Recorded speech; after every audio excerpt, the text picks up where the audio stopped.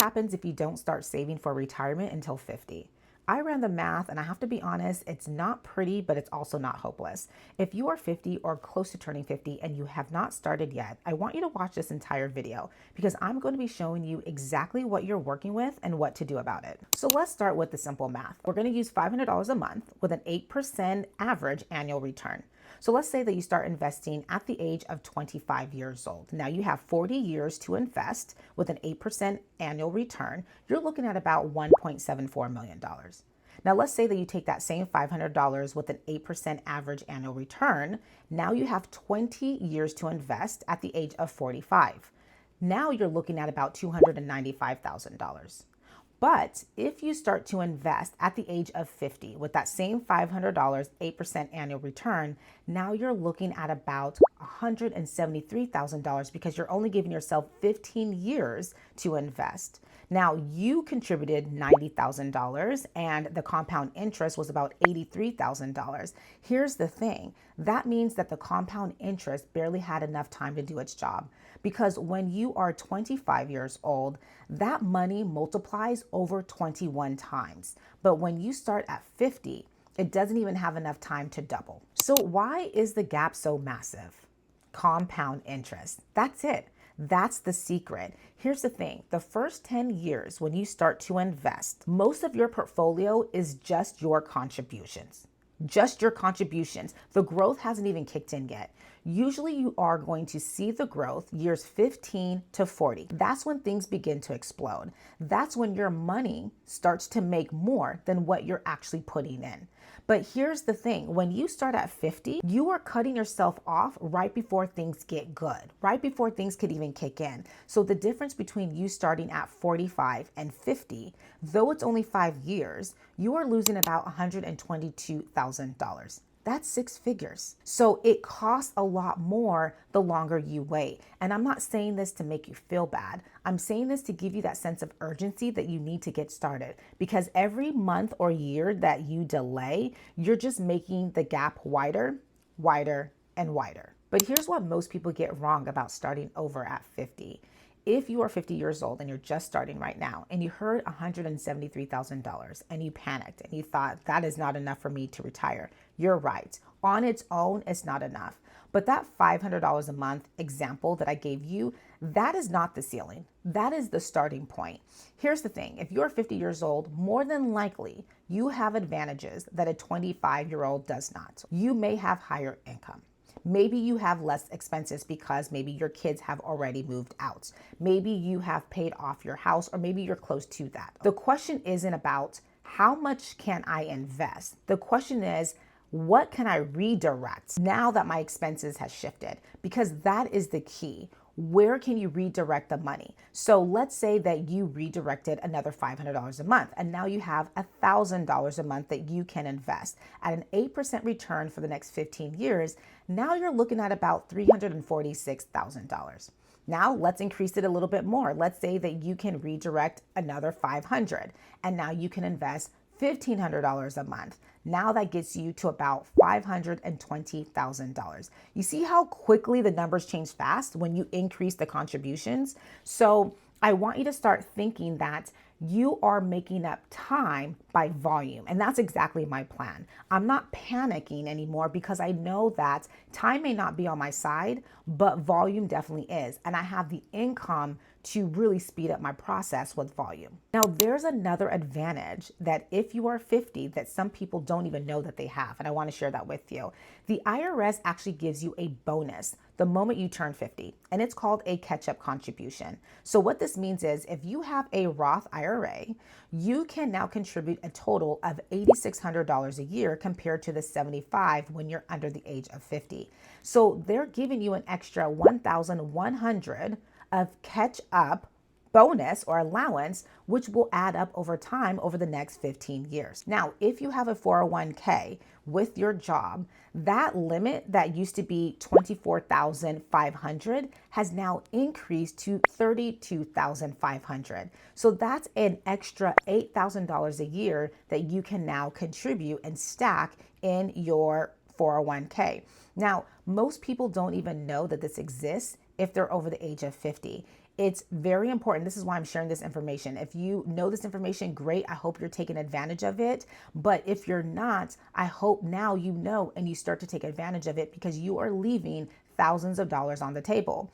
That catch up contribution, the government built this system for people who are starting late. So take advantage of it. And the great thing about it is that catch up eligibility, it starts January 1st of the year you turn 50. So you don't actually have to wait until your birthday to start adding that extra contribution. Now, here's something extra that I want to share with you all today. I just found this yesterday. It's called Secure 2.0, and it is for people who are age 60 to 63. Now, if they hold off until the age of 60, their 401k catch-up limit increases to about $11,250 instead of that $8,000. Now, this allows a total workplace contribution of $35,750.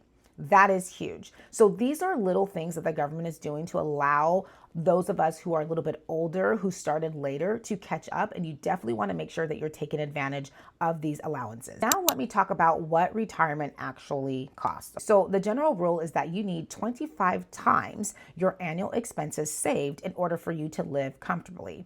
Now that is based on the 4% withdrawal rule. I heard that it's now up a little bit, maybe 4.5 to 5%. Listen, use whatever baseline you want. I always use the 4% to be more conservative, because if it's more, great, that just means like more money for me, right? So if you want to live off an income of $50,000 a year in retirement, you're going to need about $1.25 million saved. If you want to live off of a $75,000 per year income like myself, you're going to need about $1.875 million. Now, do the math for yourself. If you need six figures to live comfortably, then do the math for six figures. Everyone's numbers is going to be different. However, these numbers do not account for Social Security. So you need to go to ssa.gov. And what I want you to do right now is check your estimated benefit, because most people are going to receive anywhere between $20,000 and $30,000 a year in Social Security. So when you add Social Security into the equation, the math completely changes. And let me show you why. So if Social Security, let's say it covers around $24,000 a year, and you need that $50,000 a year to live comfortably, now you're looking to only have to cover $26,000 a year.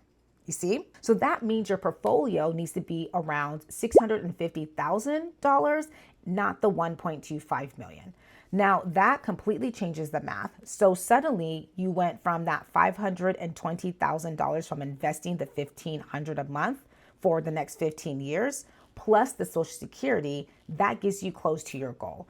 Now, the thing that I love about this is that it's almost like a buffer, because my goal is not to necessarily rely on the Social Security. It's great to have it there. You can put it into the math, but I always say, do more than what you actually need to do, because at the worst case scenario, you're going to still reach your goal even without relying on Social Security. So here's what you're going to do if you are starting now at 50 years old. Get out a notepad and pen and write these steps down, okay? Step 1, you are going to open up a Roth IRA. If you don't already have one opened up, you're going to open one up. If you already have one up, your job is to max it out at $8,600. You want to put the maximum contribution in every single year moving forward. That is around $716 per month. Step 2, if you have a 401k at work, especially with an employer match, you need to contribute at least enough to get the full match. This is very important because this is free money. So step 3, whatever is left over from your Roth IRA as well as your 401k, you are now going to put that money into a brokerage account. And if you don't have a brokerage account opened, open one up. And the reason why you're doing this is because there are no contribution limits. You can put as much money as possible as you can to help you catch up. And I want you to think about investing in something simple like a total stock market index fund, something like VTI. Keep it very simple, don't overcomplicate it, and make sure that you turn on the recurring contributions. So you want it automated, that way you don't have to think about it. You set it and you forget it. Now, step 4, what I want you to do is I want you to go to ssa.gov and I want you to check your Social Security estimate. The reason why you want to do this is because if you are planning to use Social Security and you are putting it as part of your plan, you need to know the difference in which you need to cover that Social Security is not going to cover. You need to know how much you have to close the gap. And step 5, this is very important. I want you to cut one expense.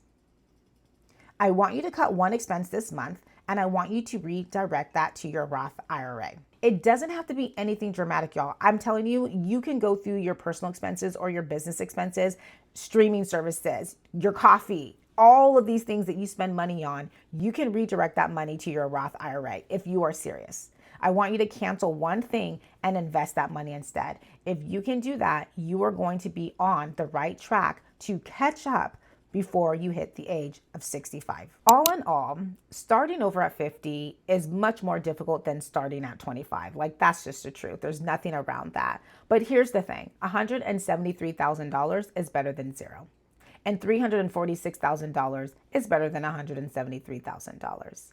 And if you get aggressive, this is the part that I need you to understand. If you get aggressive with the contributions that you are putting in every single month, and take advantage of all of the allowances and things that are available to you, you can still build a very comfortable nest in the next 15 years.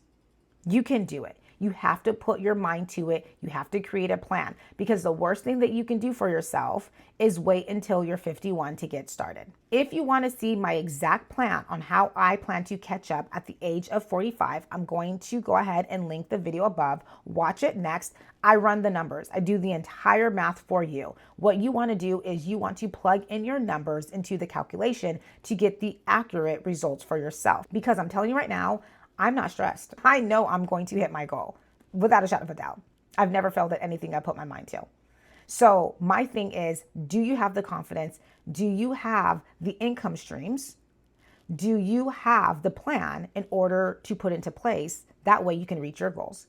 If you need multiple income streams, I want you to comment the word income or go to my description and download my free guide, because it walks you through how you can generate additional income streams in order to help fund your different accounts. If you are new to my channel, I want to welcome you. My name is Deepay Alaru. This was your Daily Dose with Deepay. If you enjoyed it, I want to encourage you to subscribe, because I'm dropping videos like this every single day to help those of us who are building wealth after the age of 40, helping you paying off your debt, showing you how to invest, showing you how to start if you are just starting over when it comes to retirement, as well as increasing your credit score. We are learning all things about building wealth, because I believe that it's never too late to get started.